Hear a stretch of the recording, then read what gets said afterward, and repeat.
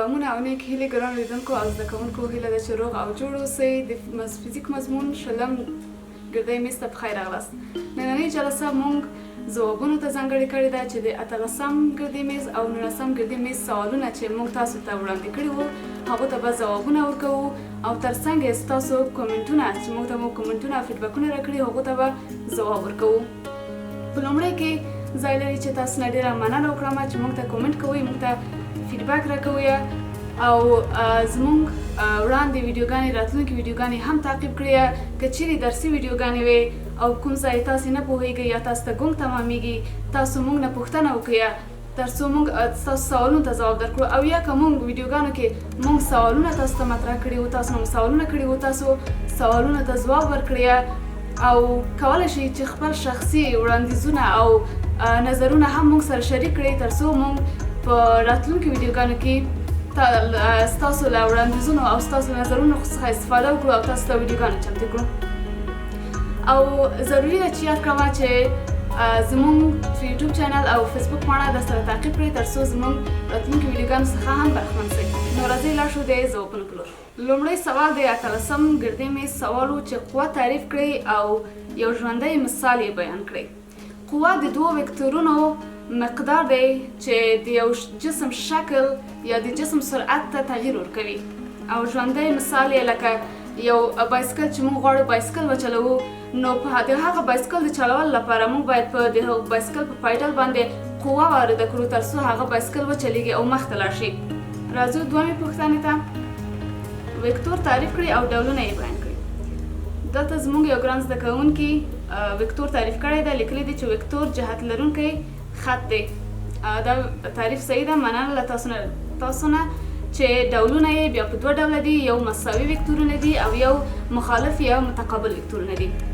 زموږ بل ورور لیکلی دی خدای پاک مو کامیابه لره، مننه له تاسو نه ډېره زیاته. او زموږ بل ګران زده کوونکي لیکلی دی چې وکتور هغه جهت لرونکی خط دی چې غواړو د هغه په وسیلې وکتوري کمیتونه ښکاره کړو او علامه یې د تیر په شان یو علامه ده چې دغه هغه د وکتور د لومړي سوال د وکتور تاریخ و. ډېره مننه له تاسو څخه. راځو بل سوال ته. قوه تعریف او یو ژوندی مثال یې بیان کړئ. دلته یې قوه تعریف کړې. زموږ یو ګران زده کوونکی قوه یو وکتوري کمیت دی او هغه لامل دی چې زموږ د چټکتیا یا سرعت د بدلون سبب ګرځي او یا هم د څیزونو د بڼې د بدلون سبب ګرځي.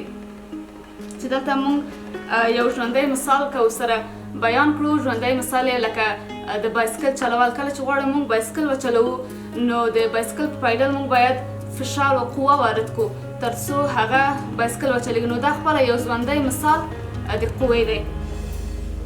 راځو بل سوال ته. وکتورونو سمبول څه شی دی او مخالف وکتورونه تعریف کړئ. د وکتورونو سمبول یو جهتداره قطع خط دی چې د هغه جهتداره قطع خط په واسطه وکتور معلومیږي. مخالف وکتورونه تعریف کړئ. داسې وکتورونه چې یو شان اوږدوالی ولري مګر لوری یې مخالف وي هغه ته مخالف وکتورونه ویل کیږي. څلورم سوال. C مساوي په A جمع B د څه شي فرمول دی؟ دا د وکتورونو د مجموعې فرمول دی. کله چې موږ غواړو د دوو وکتورو یا مجموعه پیدا کړو د دغه فرمول په واسطه C مساوي په A جمع B د هغو مجموعه پیدا کوو.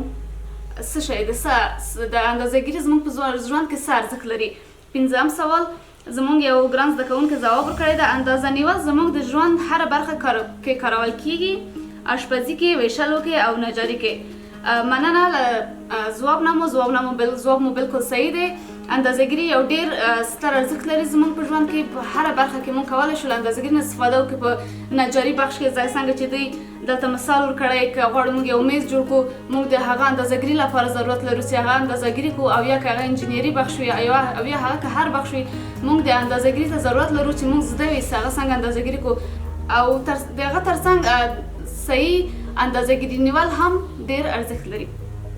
راځو د شپږم سوال پر ور. آیا کیلوګرام د کتلې اساسي واحد دی او تعریف یې کړئ؟ بله، کیلوګرام د کتلې اساسي واحد دی او تعریف کې د کتلې اندازه کولو واحد دی چې 1 کیلوګرام کتله 1 ډیسي متر مکعب اوبو د کتلې سره په 4 درجو سانتیګریډ کې برابر ده. راځو د 19 ګردي میز د سوالونو ځوابونو ته. لومړی سوال: کمیت څه دی او څو ډولونه لري؟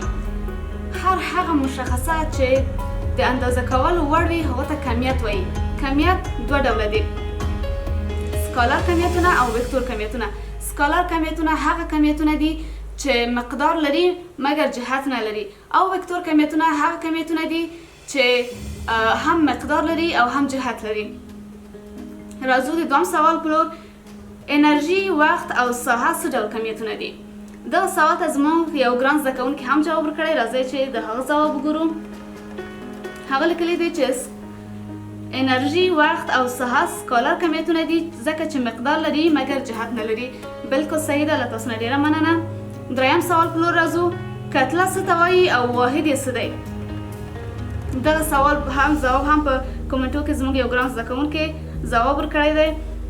کتله فزیکي کمیت دی چې د یو شي اندازه ښیي او واحد یې کیلوګرام دی. بالکل سم ځواب، له تاسو نه ډیره مننه. او راځو د 4م سوال په لور: وزن تعریف کړئ. دغه ځواب به هم په کومنټو کې وګورو. وزن هغه مقدار قوه چې په یو جسم عمل کوي، یا وزن هغه مقدار قوه چې دلته لیکل شوی دی عبارت دی له قوې جاذبې د ځمکې ده چې په یو جسم لکه د قلم باندې عمل کوي، او دغه ته وزن ویل کیږي. مننه له تاسو نه. راځو د بل سوال په لور: آیا W مساوي په M ضرب د G د وزن فرمول دی او که نه؟ بله، W مساوي په M ضرب د G د وزن فرمول دی چې په دوجه کې M ماس یا هغه کتله ده او G د ځمکې جاذبې قوې ته ویل کیږي. مساوي وکتورونه تعریف کړئ. دلته زموږ یو ګران زده کوونکي جواب ورکړی دی. راځئ چې هغه ځواب وګورو. مساوي وکتورونه د A او B 2 وکتورونه چې له یو بل سره هم جهته او د مقدار له نظره سره برابر وي د مساوي وکتورونو په نوم یادیږي. بالکل سم جواب، ډیره مننه له تاسو څخه. راځو 2م سوال ته: انرژي څو ډوله لري؟ واضح یې کړئ. اول خپل انرژي څه ده؟ د یو څیز د کارولو لپاره چې استفاده کیږي هغه ته انرژي ویل کیږي. انرژي چې ده په 4 ډوله وي: حرکي انرژي، میخانیکي انرژي، پوتنشیلي انرژي او پوتنشیلي ارتجاعي انرژي. 4 ډوله لري. راځو د 8م سوال په لور: که د وکتورونو ترمنځ زاویه 90 درجې وي کوساین یې څو دی؟ د دغه ځواب موږ ته یو ګران زده کوونکی په کمنټ کې راکړی ده. راځئ چې وګورو ځواب یې. که زاویه 90 درجې وي کوساین یې 0 دی. بالکل سمه ده، له تاسو نه ډیره مننه. راځو 9م سوال ته: یو بعدي حرکت څه ته وایي؟ د یو جسم موقعیت بدلون د هغه د شاوخوا څیزونو په پرتله ته یو حرکت وایي، او که دا حرکت په مستقیم کرښه باندې وي دې ته یو اړخیز او یا یو بعدي حرکت وایي. 10م سوال: لحظوي تعجیل شرح کړئ. د وخت په پام کې نیولو سره د اوسط سرعت حد ته لحظوي تعجیل وایي چې د سرعت له لومړي مشتق او یا د واټن د 2م مشتق څخه ترلاسه کیږي. او په پای کې له تاسو ټولو ګران لیدونکو څخه مننه کوم چې تر دې دمه له موږ سره پاتې شوئ. زموږ راتلونکي ویډیوګانې هم وڅارئ. تر بلې ګردۍ میز پورې الله مو مل شه.